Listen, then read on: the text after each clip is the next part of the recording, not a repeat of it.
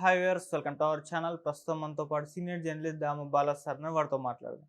నమస్కారం సార్. నమస్తే. సార్, తిరుపతి లడ్డూలో జంతువుల కొవ్వు వాడుతున్నారని చెప్పేసి చంద్రబాబు నాయుడు గారు సంచలన ఆరోపణలు చేయడం మనం చూసాం సార్. అయితే ఇప్పుడు ఆయన అడ్డంగా బుక్ అయిపోయారు. ల్యాబ్ రిపోర్ట్ కూడా తప్పు అని చెప్పేసి ఒక వార్త వైరల్ అవుతుంది. మరి ఏం జరిగే అవకాశం ఉంది ఈ ఇష్యూలో? ఆల్రెడీ సెంట్రల్ గవర్నమెంట్ ఇన్వాల్వ్ అయిపోయింది.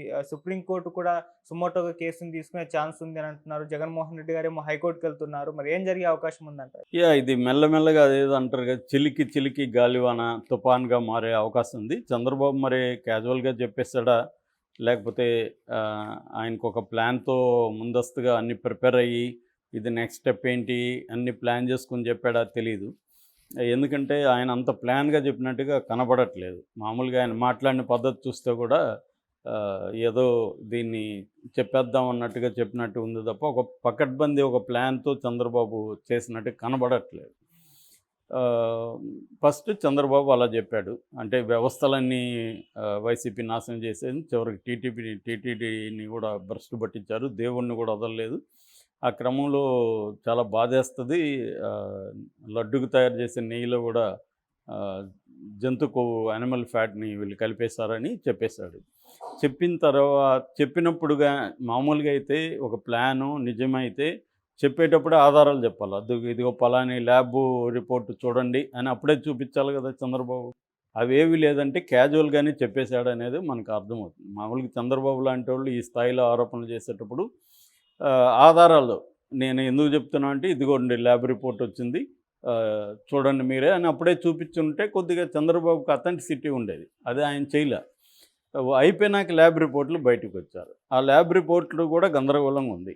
ఆ ల్యాబ్ రిపోర్ట్లో బిగినింగ్లో అదేముందంటే ఎన్డీడీబీ అంటే నేషనల్ డైరీ డెవలప్మెంట్ బోర్డ్, అది ఎన్డీడీబీ వాళ్ళది కాఫ్ అని ఒకటి ఉంది. కాఫ్ అంటే centre for analysis and hearing in live stock and food అని.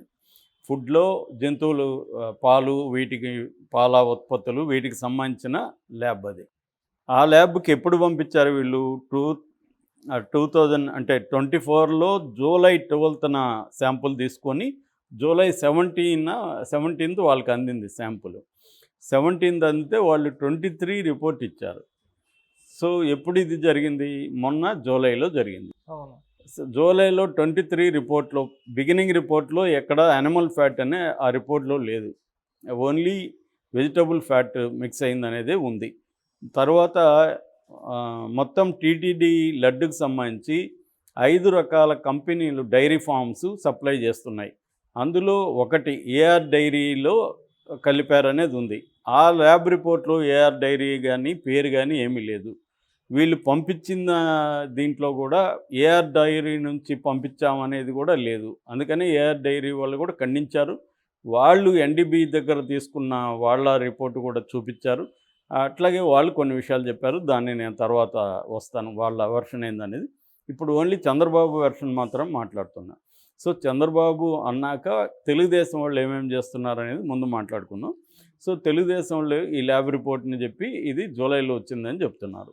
ఇక్కడ డౌట్ ఏంటంటే, జూలైలో రిపోర్ట్ వస్తే, జూలై 23 రిపోర్ట్ వస్తే కంప్లైంట్ ఎందుకు ఇవ్వలేదు ఇప్పటి వరకు, పోలీస్ కేసు ఎందుకు పెట్టలేదు అనేది డౌట్ ఉంది. సో ఈ డౌట్ కూడా నేను తర్వాత ఇంకా డీటెయిల్గా చెప్తాను. సో ఇది చంద్రబాబు చెప్పింది, తెలుగుదేశం వాళ్ళు చెప్తున్నది. జగన్ ప్రభుత్వం ఉన్నప్పుడు ఈ ల్యాబ్ రిపోర్టు వచ్చింది, ఆ నెయ్యికి వచ్చిందని చెప్తున్నారు. కానీ పంపించింది ఇప్పుడు జూలై 12 శాంపుల్ తీసుకొని పంపిస్తే జూలై 17 వాళ్ళకి వెళ్ళింది, 23కి వచ్చింది. సో ఇది ఇప్పుడు తెలుగుదేశం వాళ్ళు ఏం చేస్తున్నారంటే, జగన్ ఎంత ఘోరంగా అత్యాచారానికి పాల్పడ్డాడు, ఇటువంటి హిందూ దేవాలయాన్ని అపవిత్రం చేసి పవిత్రమైన లడ్డు 140 కోట్ల హిందువులు పవిత్రంగా భావించే ఈ లడ్డులోనే యానిమల్ ఫ్యాట్ని కలిపాడు జగను అనేది వీళ్ళ ప్రధానమైన రాజకీయ ఆరోపణ. దానికి సంబంధించి ప్రూఫ్ కానీ ఏమీ లేకుండా ఈ ల్యాబ్ రిపోర్ట్ను ఒకదాన్ని పట్టుకొచ్చారు. దీని మీద అనేక ప్రశ్నలు ఉన్నాయి. దీని మీద ఫస్ట్ స్పందించింది జగన్, ఇమ్మీడియట్గా స్పందించాల. ఫస్ట్ స్పందించింది ఇంతకుముందు గతంలో టీటీడీ చైర్మన్ ఉన్న సుబ్బారెడ్డి, వైవి సుబ్బారెడ్డి. ఆయన కూడా మనలాగా డౌట్లు కానీ ఇంకోటి ఎక్స్ప్రెస్ చేయకుండా ఆయన ఎమోషనల్గా రియాక్ట్ అయ్యి నేను నా భార్య బిడ్డలు తీసుకొస్తాను, ప్రమాణం చేస్తాను, నువ్వు ప్రమాణం చేస్తావు, ఒక మనిషిగా పుట్టినోడు ఎవడు ఇలా చేయడం అనేది ఆయన చేశాడు తప్ప దాన్ని లాజికల్గా ఆయన అసలు ప్రాసెస్ ఎలా జరుగుతుంది ఇవన్నీ చెప్పుండాలి, అవేవి చెప్పలేదు ఆయన. ఓన్లీ ఎమోషనల్ రియాక్ట్ అయ్యి దేవుళ్ళ ప్రమాణాలు మాత్రమే వెళ్ళాడు. మేబీ ఆయన నెక్స్ట్ వీళ్ళ జస్ట్ ఆరోపించాడు చంద్రబాబు, మనం కూడా ఎమోషనల్ రియాక్ట్ అవుదామని అనుకున్నాడో తెలియదు. ఈ ల్యాబ్ రిపోర్ట్ అవన్నీ అప్పటికి రాలేదు ఆయన రియాక్ట్ అయిన నాటికి. ఎప్పుడైతే ఈ ల్యాబ్ రిపోర్ట్ ఇవన్నీ చేసి తెలుగుదేశం మీడియా ప్రతినిధులు, తెలుగుదేశం మీడియా వాళ్ళు పెద్ద ఎత్తున దీన్ని ప్రచారం చేశారో అప్పుడు జగన్ రంగంలో దిగాడు. జగన్ కూడా ఇమీడియట్గా 2 రకాలుగా జగన్ నిర్ణయాలు తీసుకున్నట్టుగా ఉంది. ఒకటి, ఇది ప్రాసెస్ ఎలా జరుగుతుంది అదంతా చెప్పడం. 2, చంద్రబాబు ఎందుకు ఈ ఆరోపణలు చేస్తున్నాడు దాని బ్యాక్గ్రౌండ్ ఏంటి చెప్పడం. 3, లీగల్గా వెళ్ళడం. ఈ 3 రకాల అప్రోచ్తో జగన్ ఎంటర్ అయ్యాడు. ముందుగా చూస్తే జగన్ ఏం చెప్పాడంటే, ఒకటి ఇక్కడ ఈ ప్రాసెస్ ఎలా ఉంటుందో చెప్పాడు. 6 నెలలకు ఒకసారి కంపెనీ మేము టెండర్లకు పిలుస్తాం, ఏ గవర్నమెంట్ ఉన్నా ఇదే జరుగుతుంది. 6 నెలలకు ఒకసారి టెండర్లకు పిలుస్తారు. ఆ టెండర్లలో పాల్గొన్న కంపెనీలకు national accreditation board for labs అని ఉంటుంది. ఇది నేషనల్ సెంట్రల్ గవర్నమెంట్ బోర్డు అనమాట. దీని సర్టిఫికేట్ ఉండాలి, అంటే వీళ్ళది స్వచ్ఛంగా ఉంటుంది, బాగుంటుందనే క్వాలిటీ సర్టిఫికేట్ ఇస్తారు. ఆ సర్టిఫికేట్ ఉండి మిగతా రిక్వైర్మెంట్ సప్లై చేయగలిగిన రిక్వైర్మెంట్ అవన్నీ ఉంటే, అంటే ఐఎస్ఓ ఇవన్నీ ఉంటే వాళ్ళకి బిడ్డింగ్లో పార్టిసిపేట్ చేసే అర్హత ఉంటుంది. దాని తర్వాత లీస్ట్ బిడ్డర్ ఎవరు, L1 ఎవరు అంటే వాళ్ళకి ఇస్తారు. అదే ప్రాసెస్లో మేము ఈ ఏఆర్ డైరీకి కూడా ఇచ్చాము, మిగతా 4 కూడా ఇచ్చాము, మొత్తం 5 డైరీలకు ఇచ్చాము. దాని తర్వాత ఒక ట్యాంకర్ నెయ్యి తీసుకొని ఒక ట్యాంకర్ వచ్చిందనుకో, వచ్చినప్పుడు ఏమవుతుందంటే ఫస్ట్ ఏం చేస్తారంటే 3 రకాల అందరి అక్కడ ఉన్న ఎక్స్పర్ట్ల ముందు అక్కడ ట్యాంకర్తో పాటు వచ్చిన వాళ్ళ కంపెనీ మేనేజర్ ఆధ్వర్యంలో దాన్ని సీల్ ఓపెన్ చేస్తారు. సీల్ ఓపెన్ చేసి 3 రకాల శాంపుల్స్ తీసుకుంటారు. ఒక శాంపుల్ ఏమో మాయిశ్చర్ టెస్ట్ చేస్తారు, రెండో శాంపుల్ ఏమో foreign elements of vegetable elements ఏమన్నా ఎక్స్ట్రా ఉన్నాయా ఒకటి, మూడోదేమో యానిమల్ ఎక్స్ట్రాక్ట్స్ ఏమన్నా ఉన్నాయా. ఈ 3 రకాల శాంపుల్స్ ప్రతి కన్జైన్మెంట్లో చేస్తారు. ప్రతి ట్యాంకర్కి ఈ 3 రకాలు చేసి ఈ మూడిట్లో ఏమైనా ఇబ్బందులు ఉంటే వాటిని వెనక్కి తిప్పి పంపించేస్తారు.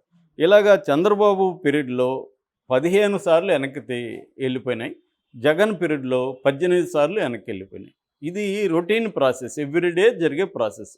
ఈ 3 రకాల టెస్టులలో పాస్ అయితేనే ఆ నెయ్యి లోపలికి అలో చేస్తారు, లేకపోతే అక్కడి నుంచే తిప్పి పంపించేస్తారు. ఓకే. సో అలాగా ఏమన్నా ఇది చేస్తే వాటిని బ్లాక్ లిస్ట్లో కూడా పెడతారు ఆ సప్లై చేసిన వాళ్ళు, మళ్ళీ టెండర్ పిలిచి మళ్ళీ ఇస్తారు. ఇలాగే జరుగుతుంది ఇది.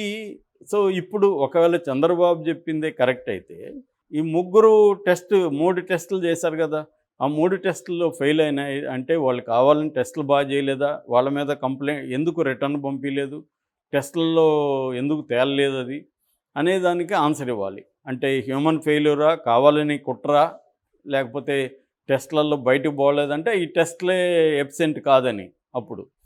కాబట్టి లేదు హ్యూమన్ కుట్ర చేసి వీళ్ళు కుమ్మక్కయ్యి ఆ టెస్ట్లో డబ్బులు తీసుకొని వీళ్ళు క్లియర్గా ఇచ్చేసి ఏమన్నా చేస్తుంటే దాని మీద ఎంక్వైరీ చేసుకోవాలి. సో అదొకటి. రెండోది జగన్ అడిగింది ఏంటంటే 23 మీకు రిపోర్ట్ వస్తే మీరు 2 నెలలు ఎందుకు గమ్మున ఉన్నారు అన్నీ ప్రశ్నిస్తున్నాడు. దానికి ఆయన కూడా ఆన్సర్ చెప్పాడు. ఏం ఆన్సర్ చెప్పాడంటే చంద్రబాబు ప్లాన్ ఏంటంటే ఈ 2 నెలలకు ముందు ఇది రొటీన్గా జరిగే రిపోర్టే, ఎప్పుడైనా మాకు ఇబ్బంది వస్తే ఒకసారి మేము కూడా నేషనల్ బోర్డ్ ఆఫ్ డైరీ బోర్డుకి ఇస్తాం, వాళ్ళు ఇస్తారు. ఇది రొటీన్గా ప్రతి గవర్నమెంట్లో జరిగేది. ఎందుకంటే ఒక సిస్టమ్ని ఎవాల్వ్ చేశారు. ఓన్లీ నెయ్యి కాదు, నెయ్యిలో లడ్డులో తయారులో కానీ ప్రసాదం మిగతా వడ కానీ దాంట్లో వాడే ప్రతి పదార్థాలకి ఒక సిస్టమేటిక్ టెస్టింగు వ్యవహారం అంతా క్వాలిటీ టెస్టింగ్ అన్నీ ఉంటాయి. ఇది ఎప్పటి నుంచో వస్తున్నది, ఎన్టీఆర్ పీరియడ్ నుంచి కూడా వస్తున్న వ్యవహారం. సో దాన్ని మేమేమీ డిస్టర్బ్ చేయలేదు.